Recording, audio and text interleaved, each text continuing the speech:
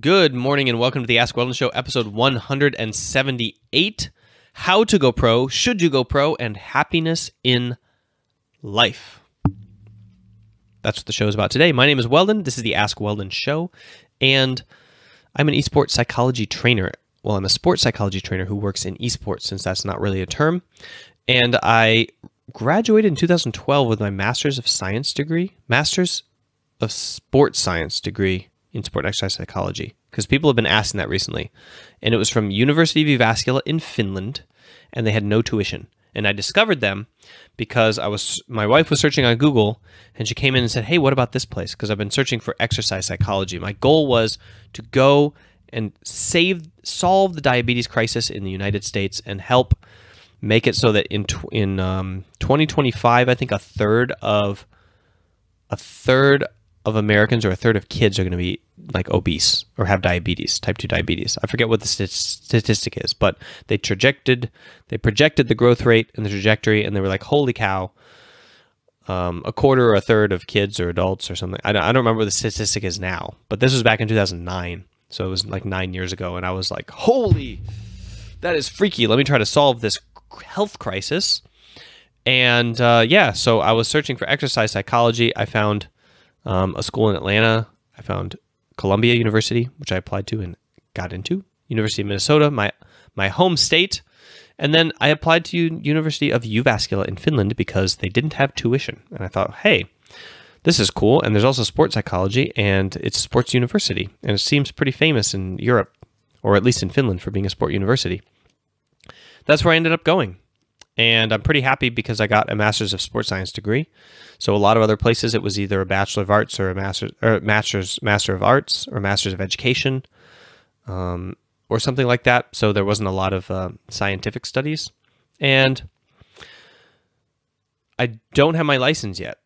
So I don't know if you know this, but most licenses in sports psychology are related to clinical. So you have to be a clinical psychologist and then work towards sport. They haven't really, the structure or the idea of coming from the sports side of things, because I was an athlete and a coach and, studied kinesiology and the body. And then I went towards the psychology side. So coming from that angle, that's not as common a path. And so they don't really have licensures for it yet. But about 2 years after I graduated in Finland, they released the sport psychology trainer license, which is basically for people who are not doing clinical work. They're not going to handle people with depression or eating disorders, things like that. But they have sports psychology degree and sports psychology competences and tons of experience with, you'd say, therapy, but it's not therapy because you work with people who are all neurotypical and above, right? Not any clinical diagnosed cases. So, and I think that license is actually spread to the U.S. now. I think that it's spread to the U.S. So I've been following the rules for the licensing in Finland, hoping to get that at some point in the next, whenever I get around to it. You don't really need it as long as you're doing a good job. I don't think it's absolutely necessary, but I'm glad that such things exist, because that means hopefully the quality of sports psychology services will increase. There won't be as many snake oil salesmen out there who are ruining the reputation of the rest of us. But anyway, people have been asking about that kind of background, so I thought I'd give a little story time. And why don't we jump into the show today? You can ask questions for the show by going to anchor.fm/Weldon Green, anchor.fm/Weldon Green. Click the little audio message button, and you can send me a call in to the show. I play them here, I sort them out before the show, and then we go live.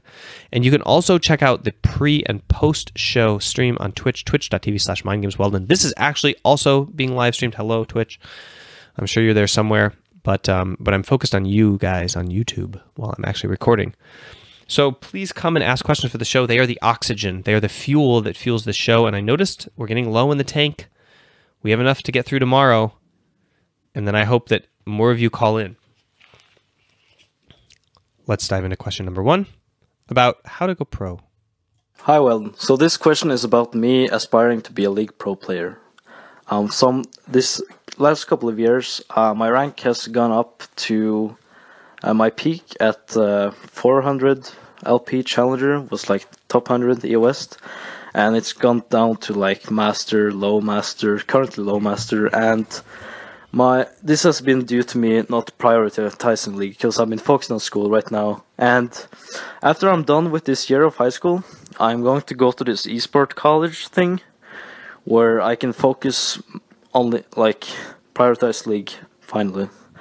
And Wow. I want to make sure this is not a waste of time, and this is my chance to become a pro player and make it there. So my question to you is, how do I stay motivated and stay consistent about making this year as fulfilling as possible to become a league pro? Thank you. All right. So let me restate the question. So basically, Ovind. I don't know how to say this. Sorry. I think it's Norwegian. Ovind here. Oh God, now that's gonna kill me. I have to learn how to say this name. So somebody who can read Norwegian, like fill me in on how to say this name, or who can pronounce it, or maybe it's Danish or Swedish. It definitely has to be Danish, Swedish, or Norwegian. It cannot be another language. It doesn't look like it at all. Also, yeah. Okay, so Mass 400 LP Challenger dropped down due to focusing on school and keeping life balanced to Masters. I think it was Masters. I don't think it was Diamond. Gonna go to Esport. Okay, so I think that you're in a pretty good place. So there's a couple things that I would do. This is what I would recommend. First of all, in game, I would focus on networking and leadership. So yes, you want to climb back to challengers. Obviously, you want to focus on always being serious when you play and training as hard as you can in terms of learning, sticking with the meta. Always drafting like the best possible draft that you can in the game for your picks, and focusing on networking and leadership. So do not be afraid to talk to people. Do not be afraid to ask them to teach you something. If you run into pros, like ask advice on stuff.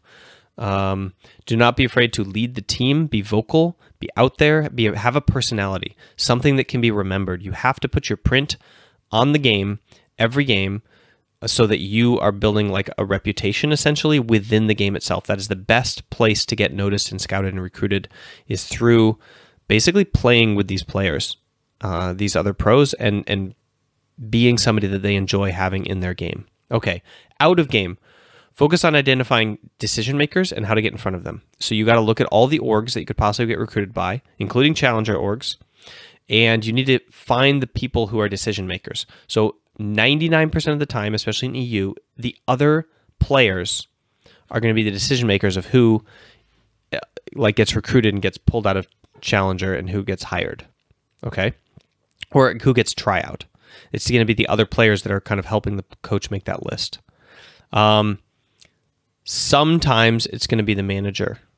Sometimes it's going to be the manager, or there's going to be a scout or something like that. You can try finding an agent who might have connections. That's becoming more and more common.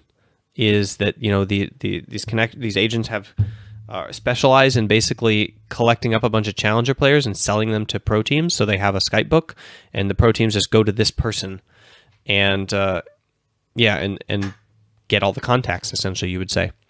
So you can look for that, although I think it's a long shot. I would rather you focus on networking on Twitter, for example, identifying decision makers and finding ways of getting in front of them on Twitter by just commenting on their games, commenting on their tweets, replying to their concerns, asking them questions, etc. You can ask things like, how would I go about getting noticed by you, for example. You can ask that of the other pros as well. Okay, then the content aspect. I would say focus on streaming, because streaming gives you this boost of I'm on stage performance anxiety, where you have to perform and you have to multitask. And this is good because you want to come in really strongly for your tryout, which means you want to have performance nerves. You want to start the mental training of how to deal with being on stage. So if you already have experience with this in sport, fantastic. Lean on that, borrow from that. Make sure that you are putting a little bit of pressure on yourself in big games. Try to put yourself into, I would say, like high pressure situations, so that you can feel what that feels like and cope with it. Maybe do some mental skills training, such as the MAC program. And as far as what your content should be, it has to be no-brain content. Like, you want to focus on improving and you want to focus on using the stream for performance purposes, so in order to amp up the pressure of having an audience, but you don't want to have to, be an entertainer. So just focus on educational content, explaining what you're doing. Maybe you get a following of people who are saying like, hey, this guy's really smart. That's what you want to come off as, is a really smart, knowledgeable player who's also good. And anytime you have an epic moment, it will be caught on stream. So you want to clip these epic moments out, or you want to get a montage of these epic moments, and you want to have that be your YouTube, right? So when people find you, they go to your Twitter, and linked on your Twitter is your YouTube or your Twitch video section, and they go there, and it's like a montage of amazing epic moments of you, right? That's what you want them to see. If there's no other videos, it doesn't matter. If there's only one video of epic clips, they can at least see, oh yeah, this guy's legit. He has these crazy mechanical outplays. So that is essentially what I would do to, once you hit Challenger, as you have, to go pro. That's what I would focus on. Hope that was helpful. Let's dive into the next question.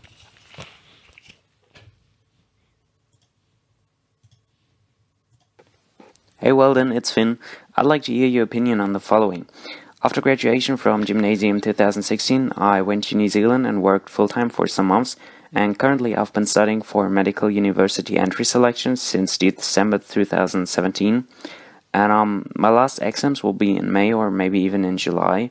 And so recently I started playing League again after a 4 months break.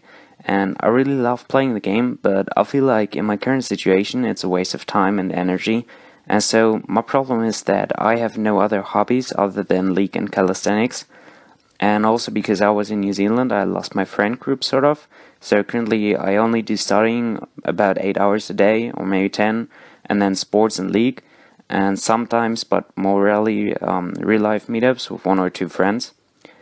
And so, should I keep this until May so that I have low as a work-life balance, even though I feel like it's a waste of time, or what should I do? Thanks for answering. All right. Thanks for the question, Finn. So just to recap, here we have Finn, who's got final exams. It's March right now, so coming up in like a month or two. And he's back from studying abroad or just exploring abroad. And social group has kind of died out a little bit. You have calisthenics, study, and League, and you want to know if you should continue playing League because in order to have some sort of escapism or relaxation, even though you're not interested in it anymore. And the answer is absolutely not. If you're not interested in it anymore, you should find some other thing to do with your time. There's a million things you could do to develop yourself. You could play a different video game, for example, if you're looking for escapism. Usually people stick with a video game that they want because they're semi-good at it. They don't have to put in much skill to get good at it. They don't have to learn something new. They don't have to stretch their brain. They can just go in and autopilot, and kind of have that easy escapism. And they already have all the skins, et cetera, et cetera. If you take joy from having the skins, if you take joy from these little minor things, and you are getting escapism, then yes, you should do it. But if you think it's a waste of time, then there are many different things that you can do for escapism, like Netflix, for example, or playing a different video game or reading a book. There's a million books that I could recommend to you to read. You could do more calisthenics. You could do calisthenics research. You could do kinesiology study. Although if you're doing pre-med, you probably already are squaring that away. Yeah, you could make videos of yourself doing calisthenics, and then for your escapism, you could be editing them and putting them together. There's a lot of things that you can do to recharge the brain in a creative mode or in a kind of like lackadaisical mode. But I think that work-life balance is a very bad misnomer or a very bad way to approach recovery. I know that you're studying hard and then you're training hard in your sport, and you're thinking, okay, I want some lackadaisical time to let my brain kind of like not overload. But there is such a thing as active recovery where you are doing something and you are still recovering. And League of Legends certainly is not any less stressful than something like editing or playing a different computer game that you have to relearn kind of like the skill set with. So I would absolutely recommend exploring new things and do not continue to do something that you think is a waste of time. That's pretty much an answer for everything in life. Don't do things that are a waste of time or that you think are a waste of time. Life is too short. What happened? My camera froze for a second. Sorry about that. All right, last question of the show, and it's a follow-up from this question too. It's a great follow-up from Finn here, and I think it's very interesting because I think it sheds highlights what the real issue is here that Finn is digging at, and I wanted to answer his second question, even though I think it's made irrelevant by his third question here. Sorry, I wanted to answer his first question because even though I think it's made irrelevant by his second question here, simply because I think that there are some people who will just have that question. But then we go on to Finn's question. For the last one, before I do, I want to recommend the Mac program, mindgames.gg/MAC. It is my online video training course program for League of Legends pros, I guess. This is for peak performance. This is for peak performance in esport and in sport and in competitions and in life. So if you're doing anything performance related, such as speeches, there are things that research have shown have a very performance affected set of mental skills, such as studying, such as sex, which is also, by the way, treatable with sports psychology. Turns out some of the issues that guys can have are stage fright, and then performance related emotions and performance related focus can help a lot with improving that as well. So just FYI, sex is a performance. There's an audience of one usually. That is changing drastically nowadays, but usually there's an audience of one. But yeah, pretty much anything related to performance can be influenced and impacted by the Mac program, although it is designed by me specifically to allow people to play video games and not waste their time. The goal is to develop yourself through pursuit of a competitive esport or competitive video game, and as you're developing the skills necessary for that game, you're studying mechanics and tactics, or you're practicing mechanics, you're studying tactics, learning tactics, and you're practicing the mental skills that you can transfer to other areas of life reliably, so that at the end of years of playing and you haven't gone pro, you did not waste your time, that you actually developed yourself through the game and you're able to then apply those skill sets to other games. I get two common pieces of feedback from people who do this program, of which there are over 1,800 now who have purchased and who are in it. And those comments are, I quit playing League completely, and I no longer play video games, and I'm all in on my hobby, or my focus, my passion. And then the other one I get, which is, wow, this really helped me gain a lot of rank. Thank you. I was able to focus on the game and achieve my goals. So either way, if you're doing video games as a way of escaping from responsibility or as a way of escaping from something that you cannot discipline yourself to do, although it is your passion, this helps people stop doing the escapism and actually do the other thing.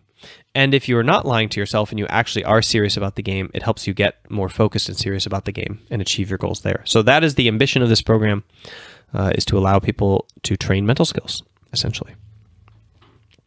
And you can check it out, mindgames.gg/MAC, the code AskWeldon, to get the $5 discount, by the way. And people are like, oh, why are you giving me a coupon for it? Just price it at that point. Yes. What I'm trying to do is track where people come from. So you guys get the code AskWeldon. On my other social media channels, I might hand out a different code. If somebody says like, hey, I want to promote this on my Twitch channel because it really helped me, I can give them a code, these things like that. So this is the price of the program is $25. I just priced it at $30, and I always discount it $5, and there's always a code somewhere. So never pay $30 for it. If you can't find a code, just message me. I'll give you one. But it's AskWeldon. So if you're listening to this to hear that advice, then you're hearing the code too. Anyway. So yeah, that's why I do that. To find out where people come from when they purchase it. All right, moving on to the last question of the show. Hi, Weldon, it's Finn again. How do I determine what will make me happy in life? Because one of the major reasons why I want to study medicine is that during an internship, I figured that the feeling of directly helping people is the one thing that makes me happy. Although, my problem is that having spent 6 months traveling and working in New Zealand, I figured out that I can already be extremely happy by just a very small amount of things. I don't need a lot of money or so, I just want to be healthy, have my family around me, and travel the world and see new people and cultures. And so I'm asking myself, why even bother studying for the next 4 months for medical entry exams, or even 12 years to be a licensed doctor, when it might not make me fully happy in the end? I'm willing to work hard for my passions, but I fear wasting many years if in the end I find out that medicine is not the one thing and that there's actually like easier and shorter stuff that actually makes me much more happy. I mean, please don't get me wrong. I don't care about putting in the work. You know, yeah. Thanks for answering. All right. So it turns out Finn is not just questioning his dedication to League, but also his dedication to his profession in general. So this is a really, really important question, and one that I do not feel, qualified? Yeah, do not feel qualified to answer, but I'm going to share my life advice as well, just from my own perspective, because I think it's important to have these kind of discussions and to explore avenues of thought like this. So, first of all, if you're going to do a professional trade that requires training. So here we're talking about being a lawyer, being a doctor, essentially are the main ones that require like highly advanced highly advanced training for many years. Being a dentist, things like this. Then it does pay to get that training squared away when you're young, because later on, it's going to be much harder to balance finances and studies, although it's quite easy to become a doctor later in life as well. You just have to, there are plenty of stories of people I've heard who in their 40s decide they want to be a doctor and then go become a doctor, and they study for it then. The thing is, you have to be able to balance the finances and needs of your family with the pursuit of that ambition then, once you find out that that's what you want to do. So if you're doing one of these trades that requires lots of training, it does behoove you to square that away when you're young. However, so just that caveat out there, right? However, I cannot, for the life of me, recommend people doing something that they don't think that they need to do. So if you're pursuing that because you kind of want to help people and you think that that's a way that you could help people and that'll make you happy, and you went abroad once and you're kind of discovering, oh, actually there's a whole grand world out there of jobs, and maybe I just have a doctor in my head because it was the only thing I could think of when I had a limited understanding and a limited perception of what it was possible to do in the world as far as work. You should definitely go exploring. Like, that's what I did. I had a limited understanding of what jobs could be, and then I started traveling, and I lived in 6 different countries, and I traveled the entire world, and I learned another language or 2, and I got, eventually when I was 30, actually this was, I guess when I was 28, I discovered I wanted to be a sports coach. Maybe 26? Yeah, somewhere around there. But through that exploration, right? So I highly recommend and highly advise exploration as a way of trying to figure out what's going to, like, what you want to do. If you're starting, if you know that you have these other ambitions, like to be happy in this way, and this way, and this way, and your passion is not the actual job itself, the act of being a doctor, but rather things you get from being a doctor, then 100% start exploring. Go teach English abroad, travel, do internships, do woofing. Woofing, for those who don't know, is willing workers on organic farms, WWOOF. You can travel the world very easily that way. And there's all sorts of things that you can do to essentially explore what it is that you would desire without dropping 12 years into medical school and exiting with all of that kind of like debt and obligation, and then being a doctor, and then realizing that you didn't really want to be a doctor. You just wanted the things that you get from being a doctor, which are 2 very different things. You're not going to be able to make that decision when you're 8 years in. It's going to be much harder to be like, ooh, all this debt and all this time sunk in, and I'm 3 years from being a doctor, and now I don't want to be one. Yikes. So yeah, I would absolutely recommend trying to get clarity on that matter. And even if you take a gap year of 1 year, you're not going to be that far behind from diving in and becoming a doctor or going to med school at that point. So what one thing that my friends have done that I can recommend is that they finish their pre-med, they test into the school, and then they write the school and they say, thank you for accepting me. I'm going to take a year and I'll be back next term. So it's much easier to get back into a school and to get back on track instead of like basically finishing your exams and then leaving and then applying after a year. Apply now, get into the school, and then message the school and delay it, because then you don't have to worry about like reapplications and the gap year showing up and like trying to build a resume off of like 12 months of inactivity in terms of like school. And it's just a much smoother way to handle that because you have all your ducks in a row right now, and it's way easier to get into the schools that you need to get into when you're applying, like from the position you're in, than after the gap year, especially if the gap year turns into 2 gap years or turns into 6 months, or like just all these things can happen. So I would recommend covering all your bases, which is very easy to do if you just put in a little more effort. It's always possible to cover most of your bases and make things much less risky than they need to be. You can even do exploration and med school. You know, you can start med school and you can do what I said and take a gap year, and then you can do a year in school, and then you can, you know, leave for the summer and explore and make sure that you have some sort of, you know, willing workers on organic farms, or teach English abroad for 3 months or something, or take time off. There's all sorts of things you can do to ensure that you're continuing to question yourself and ask, is this really what I want? And remember that difference. Remember the difference between wanting to be something and wanting to have the things that some type of person has.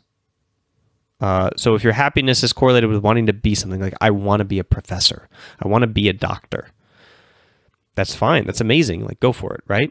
But if it's, I want to have the things a doctor has, or I want to do the things a doctor does, it doesn't really matter if I'm a doctor or not, then yeah, then you're in a conundrum, I would say, and you need to sort that out ASAP.